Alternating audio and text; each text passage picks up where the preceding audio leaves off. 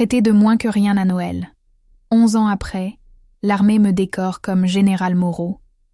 Tu n'es rien, tu ne seras jamais rien, et tu ne mérites même pas de respirer le même air que nous. Ces mots, prononcés par ma belle-mère le soir de Noël 2012, sont gravés dans ma mémoire à jamais. Je m'appelle Charlotte Moreau, et ces mots ont été le début de mon ascension. J'avais 23 ans cette année-là. J'étais sous-lieutenant dans l'armée de terre, affecté au 2e régiment de hussards à Haguenau, en Alsace. J'étais spécialisée dans le renseignement tactique, un domaine où l'intelligence et la persévérance comptent plus que l'origine sociale. J'étais amoureuse de Vincent Hartmann, un jeune héritier alsacien dont la famille possédait des vignobles et des brasseries depuis des générations. Vincent était différent de sa famille. Il était doux, sensible, passionné par l'art et la musique. Il me disait que je l'inspirais, que ma force le rendait meilleur. Mais Vincent était aussi faible. Terriblement faible face à sa mère. Gertrude Hartmann était une femme terrifiante. Matriarche d'une famille puissante, elle dirigeait l'empire familial avec une poigne de fer.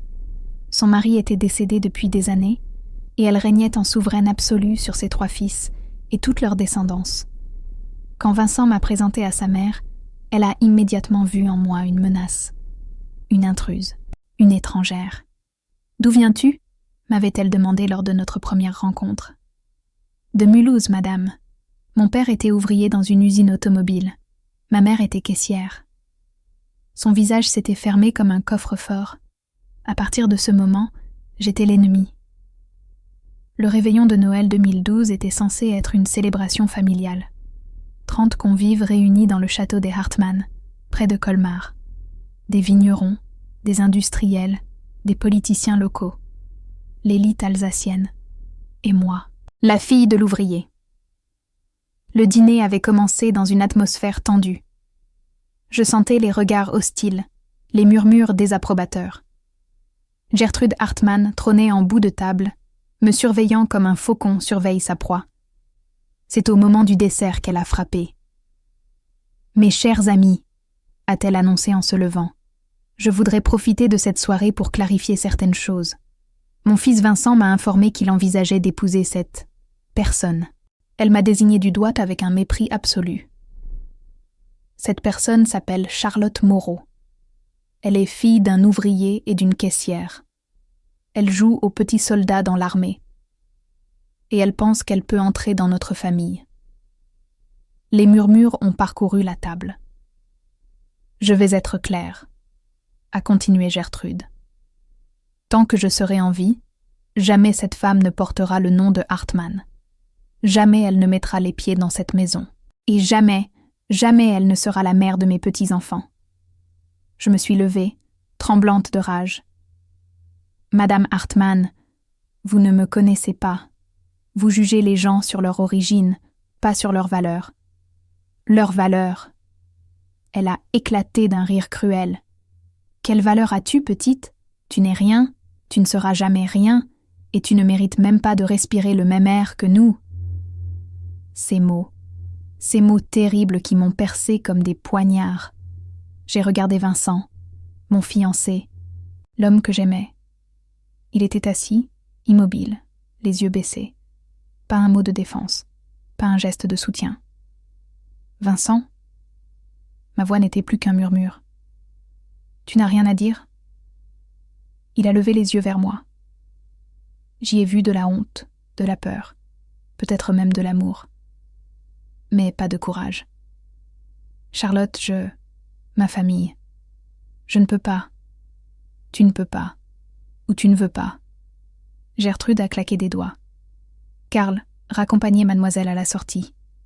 Et assurez-vous qu'elle comprenne qu'elle n'est plus la bienvenue. » Un domestique s'est approché de moi. Je l'ai repoussé d'un geste. « Je pars de moi-même, madame Hartmann. Et un jour, vous regretterez chaque mot que vous avez prononcé ce soir. » Des menaces ? De la part d'une moins que rien ? Elle a ri. Quelle insolence. Je suis sortie du château dans la nuit glaciale. Il neigeait. Je n'avais pas de voiture, pas d'argent pour un taxi. J'ai marché jusqu'à la gare de Colmar, 3 heures sous la neige. Cette nuit-là, assise sur un banc de gare, J'ai fait une promesse. Non pas une promesse de vengeance, une promesse de réussite. Je deviendrai quelqu'un de si grand, de si respecté, que personne ne pourrait plus jamais me traiter de moins que rien. Les 11 années suivantes ont été mon odyssée. J'ai plongé corps et âme dans ma carrière. J'ai demandé les missions les plus dangereuses, les affectations les plus exigeantes. J'ai été déployé au Mali avec l'opération Serval, en République centrafricaine, au Liban, en Irak. J'ai été blessé 4 fois. Une balle dans l'épaule au Mali, des éclats d'obus en Centrafrique, une explosion qui m'a laissé partiellement sourde pendant 6 mois, une embuscade au Niger qui a failli me coûter la vie. Mais je me suis toujours relevé. Toujours. À 28 ans, j'étais capitaine. À 31 ans, commandant. À 33 ans, lieutenant-colonel, commandant un bataillon de renseignement. Et à 34 ans, j'ai été promu colonel. Mais ce n'était pas assez. Je voulais plus. Je voulais prouver que la fille de l'ouvrier pouvait atteindre les plus hauts sommets. À 36 ans, après des années de service exemplaire, la nouvelle est tombée. J'ai été promu général de brigade. La plus haute distinction qu'une femme de mon âge ait jamais atteinte dans l'armée de terre française. La cérémonie de décoration a eu lieu aux Invalides, en présence du président de la République. Des centaines de personnes y assistaient, officiels, diplomates, journalistes, et mes parents, assis au premier rang, pleurant de fierté. Mon père, l'ouvrier, ma mère, la caissière. Ces gens moins que rien que Gertrude Hartmann avait méprisés. Quelques semaines après la cérémonie, j'ai reçu une invitation étrange. Le gouvernement alsacien organisait une réception officielle à Strasbourg pour honorer les personnalités régionales. En tant que général né à Mulhouse, j'étais invité d'honneur, et parmi les autres invités, la famille Hartmann. Je suis arrivé à la réception en uniforme de général, mes décorations brillant sur ma poitrine. La Légion d'honneur, la Croix de la valeur militaire, la médaille militaire. Toutes ces récompenses gagnées par le sang et le courage. La salle était remplie de l'élite alsacienne. Des visages que j'avais vus 11 ans plus tôt, autour de la table des Hartmann. Certains me reconnaissaient, d'autres non. Et puis, je l'ai vue. Gertrude Hartmann.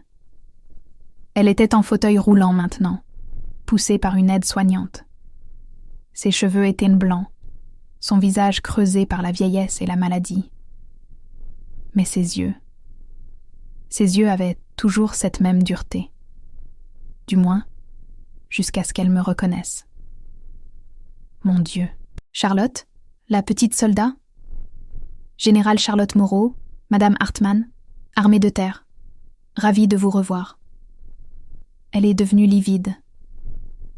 C'est impossible. Tu étais une simple lieutenant. Sous-lieutenant, madame. Et maintenant, je suis général de brigade. Les choses changent, n'est-ce pas? Vincent était là aussi, quelques pas derrière sa mère. Il avait vieilli, ses tempes étaient grises, ses épaules voûtées. Il ressemblait à un homme vaincu par la vie. Charlotte. Général, je suis tellement désolée. Tes excuses arrivent 11 ans trop tard, Vincent. Mais ce n'est pas grave. Je ne suis pas venue pour les entendre. Gertrude Hartmann tremblait dans son fauteuil. Je ne comprends pas. Comment est-ce possible? Comment est-ce possible qu'une moins que rien devienne générale? Par le travail, madame. Par le courage. Par le sacrifice. Toutes ces choses que vous ne comprenez pas parce que vous êtes né avec une cuillère d'argent dans la bouche. Des larmes coulaient sur ses joues parcheminées. Je regrette ce que j'ai dit cette nuit-là. C'était cruel. Impardonnable. Vous avez raison. C'était impardonnable. Et je ne vous pardonne pas. Elle a tressailli, comme si je l'avais frappée. Mais, ai-je continué, je ne vous hais pas non plus. Vous savez pourquoi? Parce que vous m'avez donné le plus beau cadeau de ma vie, la rage de réussir. Chaque fois que je voulais abandonner, je repensais à vos mots. Tu n'es rien, tu ne seras jamais rien. Et je me relevais. Vincent s'est avancé. Charlotte, est-ce que tu es heureuse maintenant? Je l'ai regardé avec une sorte de pitié. Oui, Vincent, je suis heureuse. J'ai une carrière extraordinaire. J'ai un mari merveilleux, un colonel que j'ai rencontré au Mali. Nous avons 2 enfants magnifiques. Et j'ai l'amour de mes parents, ces gens moins que rien, qui m'ont tout donné. Je suis content pour toi, vraiment. Ne sois pas content pour moi, Vincent. Sois content pour toi-même si tu arrives un jour à te libérer de l'emprise de ta famille. Il n'est jamais trop tard pour devenir quelqu'un de bien. Je me suis tournée vers Gertrude une dernière fois. Madame Hartmann, vous m'avez dit que je ne méritais pas de respirer le même air que vous. Aujourd'hui, c'est vous qui respirez le même air que moi. L'air de ceux qui ont servi leur pays. L'air de ceux qui ont risqué leur vie pour la France. C'est un air que vous ne connaîtrez jamais. Et je suis partie, laissant derrière moi les fantômes d'un passé qui ne me définissait plus. Ce soir-là, j'ai appelé mes parents à Mulhouse. Papa, maman, j'ai revu les Hartmann aujourd'hui. Et alors, a demandé mon père, comment ils ont réagi en voyant ma fille en uniforme de général. La vieille était en fauteuil roulant, elle pleurait. Elle pleurait? De remords? Peut-être, ou peut-être juste de vieillesse et de regret, ce n'est plus mon problème. Ma mère a pris le téléphone. Ma chérie, tu lui as pardonné? Non, maman, je ne lui ai pas pardonné, mais je ne la hais pas non plus. Elle n'en vaut pas la peine. C'est bien, ma fille. La haine, c'est du poison qu'on avale en espérant que l'autre en meure. J'ai souri. Où as-tu entendu ça, maman? Je l'ai lu quelque part. Mais c'est vrai, non? C'est vrai, maman. Tellement vrai. Parce que c'est ça, la vraie victoire. Pas de haïr ceux qui nous ont blessés. Pas de se venger. C'est de devenir tellement grands que leurs mots ne peuvent plus nous atteindre. C'est de prouver par nos actes que nous sommes tout sauf rien. Joyeux Noël, Gertrude Hartmann. Et merci de m'avoir traité de moins que rien. Vous m'avez donné la rage de devenir tout.